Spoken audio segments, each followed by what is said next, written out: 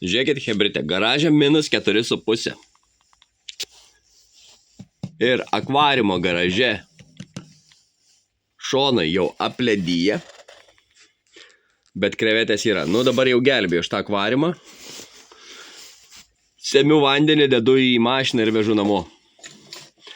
Tai yra 7,2 litro akvariumas. Bet daėjau iki to, kad akvariumas garaže pradėjo šalti, bet krevetės vis dar yra. Prikolas. Bet jeigu palikčiau per naktį, jau peršaltų ir būtų batai, trūktų stiklai. Nes dabar dar vanduo tebėr nesušalęs.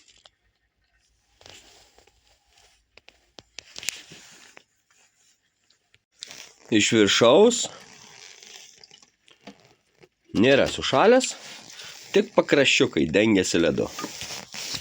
Siurblys dirba. Išsemsiu vandenį, išpilsiu lauk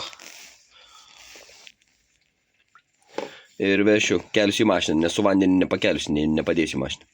Žiūrėkit, rodau, nes papasakojus nepatikėsime.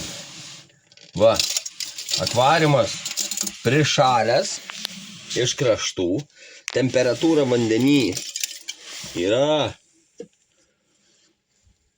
0 kablis kažkiek, čia kad rodo 1, tai nesąmonė, nes dar prie 1 nešala.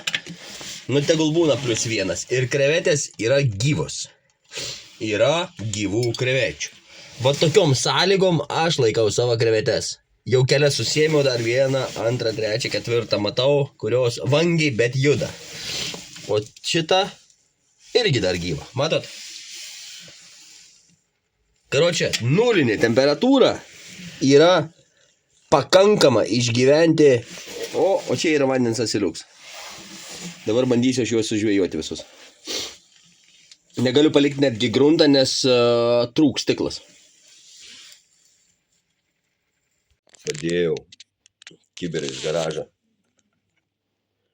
Dar bedengdams šaltą, sulaužiau pasirodę. Padėjau namuose, kai parsivežiau, buvo +3 laipsniai. Dabar po truputį kyla. Lėtai kyla, šiuo momentu +6, +7. Ir lauksim, kol susivienodins, kadangi rasoja iš karto kondensuojas. Bet kokias tos samanas yra. Skanės. Čia, aišku, paprastų kiminų esu įdėjęs, o čia lietuviška samana. Didžioji nertis, man atrodo. Nertis. O ten aiškiai matosi vat krevečiokai, kuriems jau po +1, +7 jau yra geras pakilims. Ir viskas, ir jie gyvens. Kad nenumirė, jie gyvens. Vadinasi, kokias išvadas reikia padaryti?